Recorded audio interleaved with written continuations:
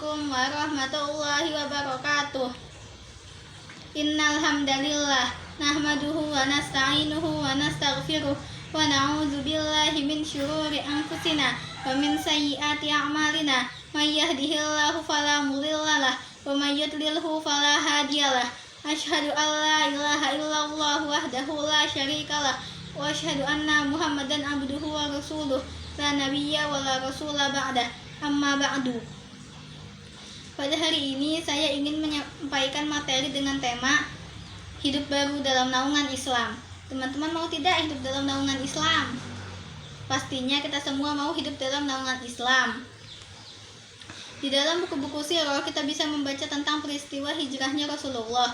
Rasulullah melakukan hijrah dari Mekah menuju Madinah, dari kegelapan menuju cahaya yang terang benderang, dari sistem jahiliyah menuju daulah khilafah. Hakikat hijrah bukan hanya sekedar berpindah tempat tinggal, tapi juga berubah cara hidup dengan cara menerapkan Islam secara kafah.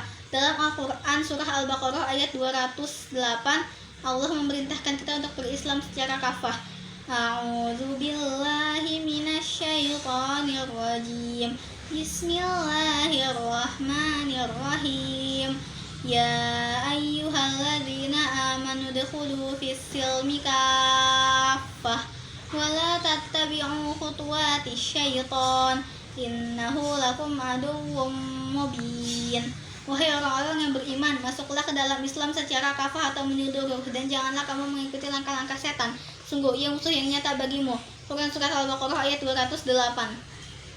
Dalam ayat ini Allah memerintahkan hamba-hambanya yang beriman dan yang membenarkan Rasulnya agar berpegang kepada seluruh tali Islam dan syariatnya. Kita diperintahkan untuk mengerjakan semua cabang iman dan syariat Islam yang jumlahnya sangat banyak. Perintah Allah dalam Quran surat Al-Baqarah ayat 208 ini akan mudah kita laksanakan apabila kita hidup di tengah-tengah masyarakat yang Islami yang menerapkan syariat Islam, seperti kehidupan kaum muslimin di masa Rasulullah setelah hijrah ke Madinah, atau kehidupan kaum muslimin pada masa kekhalifahan para khulafaur rasyidin dan zaman kekhalifahan setelahnya. Lalu, apakah mungkin di zaman sekarang ini sejarah akan kembali terulang? Kita bisa hidup di bawah naungan Islam, di bawah kepemimpinan seorang pemimpin yang menerapkan syariat Islam? Jawabannya adalah sangat-sangat mungkin. Karena Allah telah berfirman dalam Quran surat An-Nur ayat 55. A'udzu billahi minasyaitonir rajim. Bismillahirrahmanirrahim. Wa'adallahu alladhina amanu minkum wa 'amilus solihati la yastakhlifannahum fil ardi kama stakhlafal ladzina min qablihim wa la yumakkinanna lahum dinahum alladzi irtada lahum wa la yubaddilannahum min ba'di khaufihim amna ya'budunani la yusyrikuna bi syai'a wa ma kafara ba'da dzalika fa ulaika humul fasiqun. Allah telah menjanjikan kepada orang-orang di antara kamu yang beriman dan yang mengerjakan kebajikan bahwa Dia sungguh akan menjadikan mereka berkuasa di bumi sebagaimana Dia telah menjadikan orang-orang sebelum mereka berkuasa, dan sungguh Dia akan meneguhkan bagi mereka dengan agama yang telah Dia ridhoi, dan Dia benar-benar akan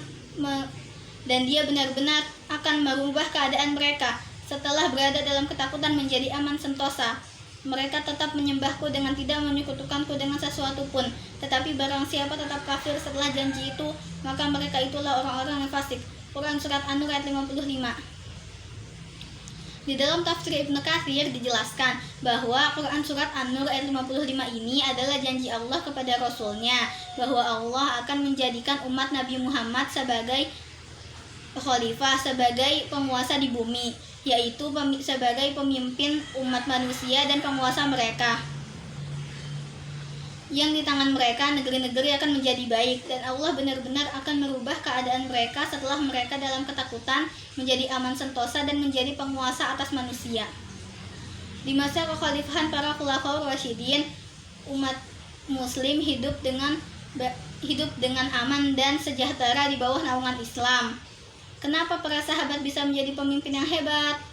karena para sahabat adalah orang yang paling teguh memegang perintah-perintah Allah setelah Rasulullah, dan orang yang paling menjaga ketaatan kepada Allah. Sehingga Allah pun memberikan pertolongannya kepada mereka sehingga mereka bisa mengibarkan kalimat Allah dan memimpin umat manusia dan negeri-negeri mereka. Oleh karena itu, setiap muslim harus berusaha mengikuti jejak para sahabat, yaitu dengan cara memaksimalkan ketaatan kita kepada Allah dan menggunakan waktu yang kita miliki untuk banyak melakukan amal soleh, sehingga Allah memberikan pertolongannya kepada kita sehingga kita bisa hidup dengan aman dan sejahtera di bawah naungan Islam. Hidup di tengah masyarakat Islami yang menerapkan aturan Islam. Demikian yang bisa saya sampaikan, kurang lebihnya mohon maaf. Wabillahi taufiq wal hidayah. Wassalamualaikum warahmatullahi wabarakatuh.